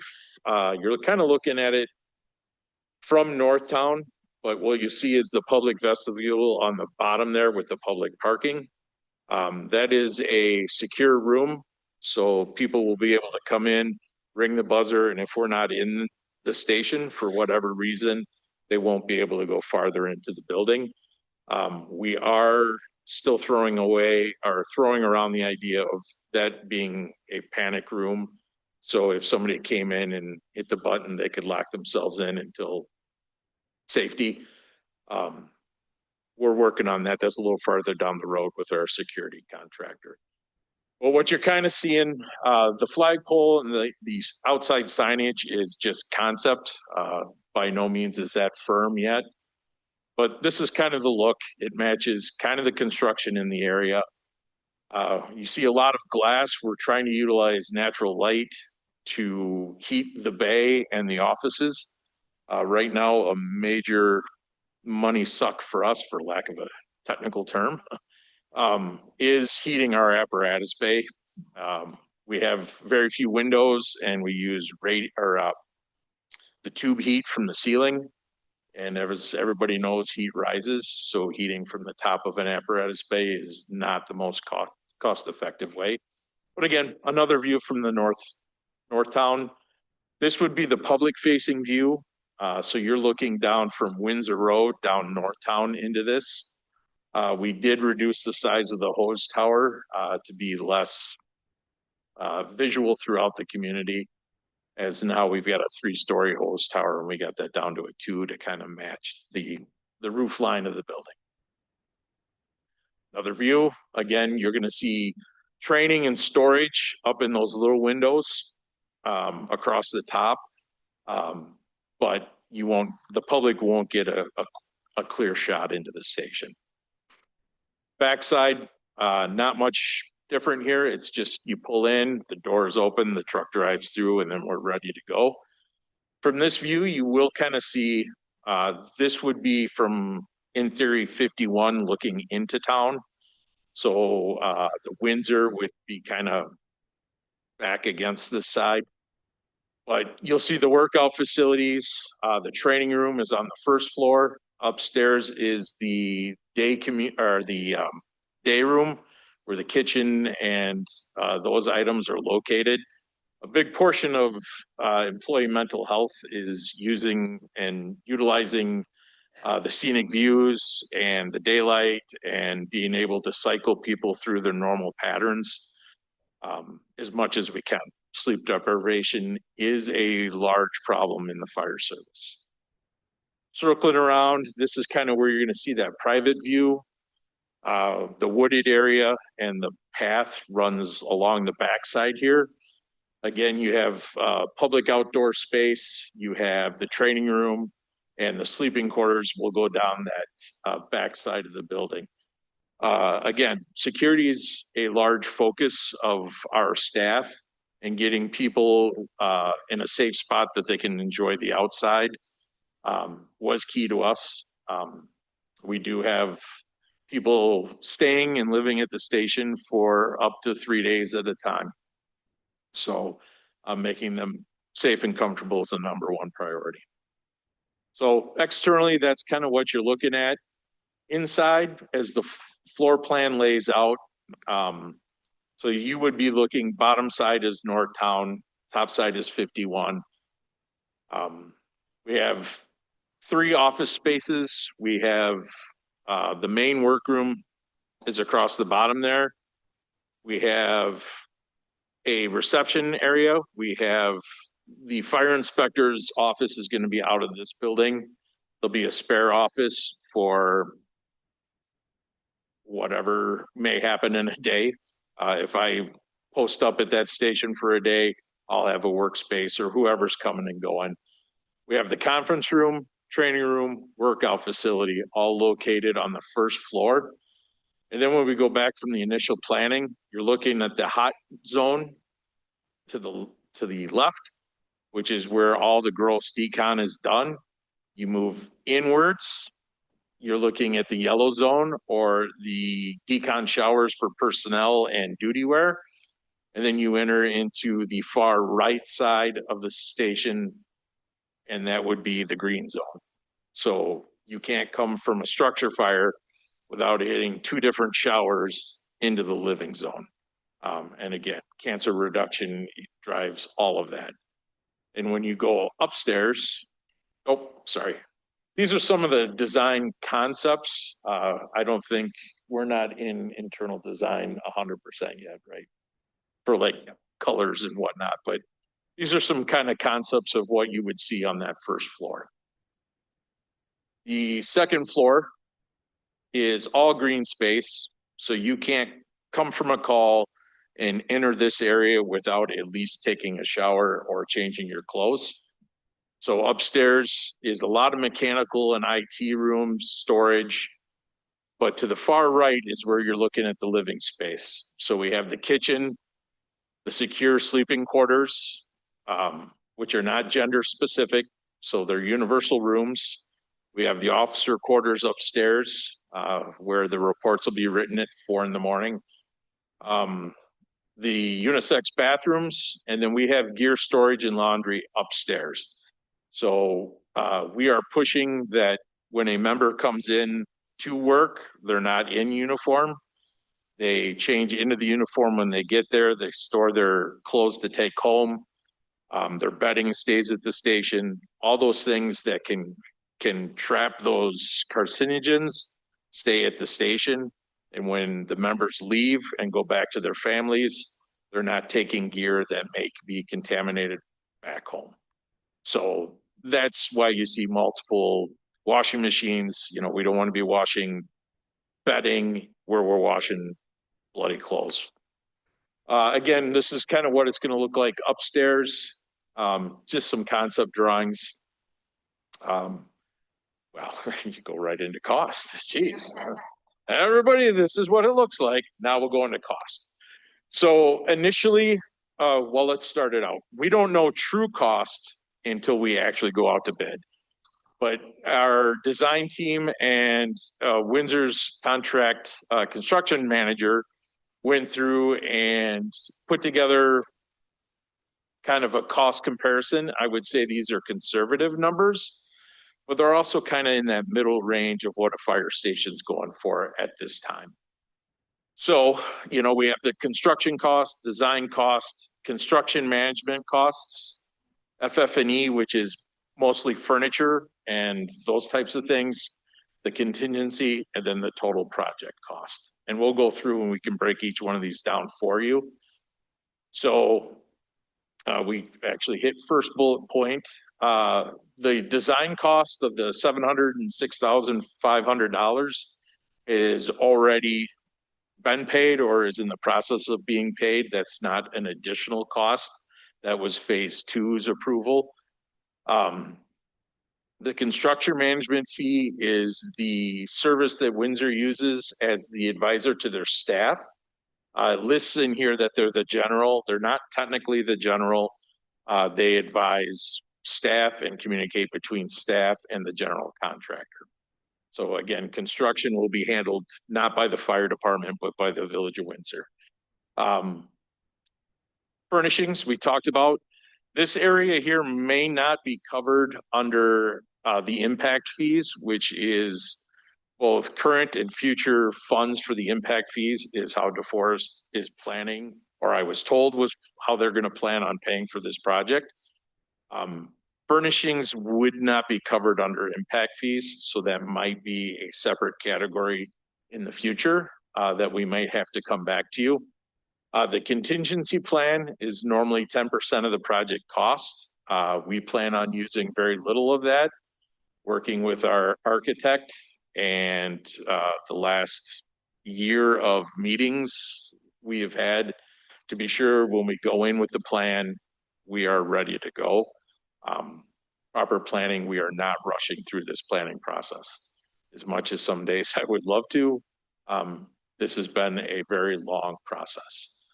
And again, the cost allocation, 57% would be the Village of DeForest.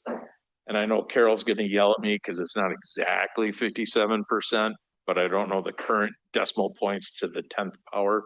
But she'll have that for us.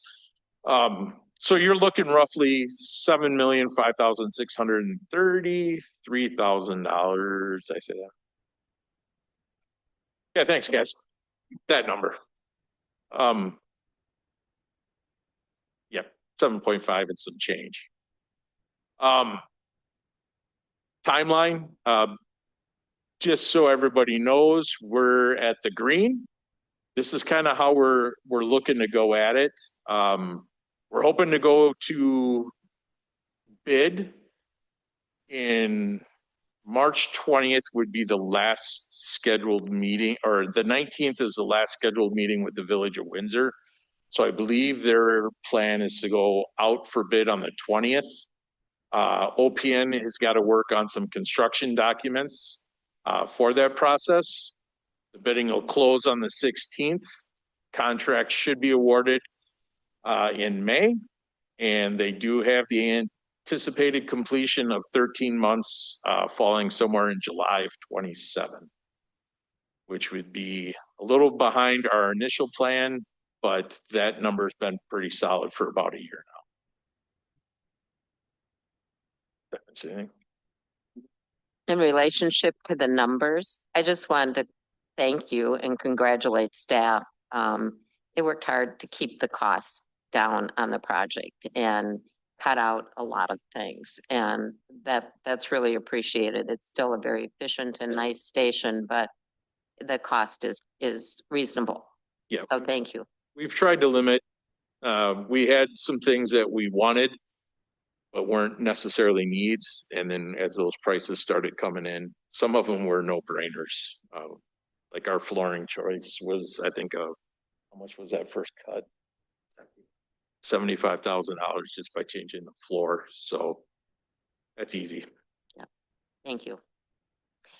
And I think this timeline, as you said, is very similar to what we were first shown a while ago last year. Yes, Brad. I know one of the concerns that you guys had when we did a tour is the training space. It's now currently with the engines and you don't have anything dedicated. Does this address that? Yes, at the completion of this project, fleet will move from Station 1 to Station 2 and be deployed properly. That leaves a lot of open space that we can build props in the current facility, as well as the extrication and outdoor training space Windsor provided at their Public Works building. So that now opens up two spots for training. Plus, there are props built into this station, so folks can do ladder training inside. Did you finish your presentation? I kind of interrupted. Well, Jane, I guess I'm done. Okay. All right, other questions? Colleen? Chief, what you gonna have down there? One truck and one ambulance? Nothing's confirmed yet, but there'll be at least 2 ambulances down there because we are going to have an ambulance and a reserve ambulance at both stations. So we do not go down. And yes, we will have 1 truck. I cannot tell you what that truck is, but we will not be buying more fleet just to fill the station. We have the fleet we need. Any new apparatus will be end of life replacement. Great. Ryan, the architect, do you want to say anything? I'll just say we've gone through a really comprehensive process to get to where we are today. And that's included Windsor staff and the fire department, EMS staff. We've really engaged kind of everybody to make sure that their voices are heard and the station is functional for their needs. And everything kind of relayed back to those initial goals of, reducing response times, improving the health and safety of the firefighters and EMS staff, and being a good neighbor for Windsor and being kind of a building that reflects, their other buildings, municipal buildings. That was part of the design choices that were made were to be reflective of the community in their village hall and pull those materials in. So I think we're developing a really, solid building that will meet the needs now, but really looking for the needs in the future. So this is a building to last, 75 years. Great. Thank you for your work. And I've heard from the fire department how easy you were to work with, and you listened and you took in their suggestions. So that's important. You weren't supposed to share that. Sorry. There we go. Any other questions or comments? Okay, we got Alicia and then Tashidra. I just have a quick comment just to say, just thanks for really talking about just how safety is like top of mind for everyone who works for us. And so I really like, although you can't speak to the exact details of the numbers, that's not your wheelhouse, but safety is. So thank you, because it's reassuring to know that that is put into every decision point, not only for the people who serve us, but as you guys continue to serve us. Thank you. Yeah, that started even with the station remodel here. We had to lock down the sleeping quarters and we just updated security cameras and yeah, number one priority. Thank you. Tashidra. I just have one quick question. You mentioned a panic room or a panic button. I know we have that here on our public safety door where if community members are feeling like they're in distress or needing something, they can go in there and push that. I don't know where the process is, but I would really support that in that area as well. Just having that as a peace of mind in the community that if anyone is feeling like they're in danger or distress, that they have a safe place to go, because not everybody has a home to run to. So I don't know where that is on the priority. I just know that I would fully support something like that. We have it here, so it would be nice to have it there for the community. Yep, we can look into that. We haven't got as far as talking to actual vendors of services yet. It is a concept we have thrown around. Could I make a motion to approve 2026-011?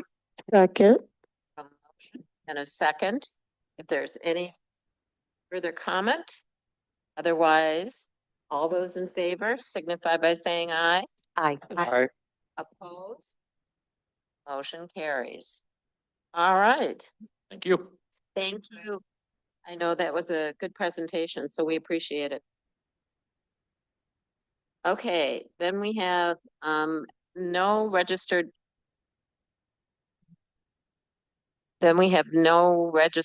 public appearances for item 9.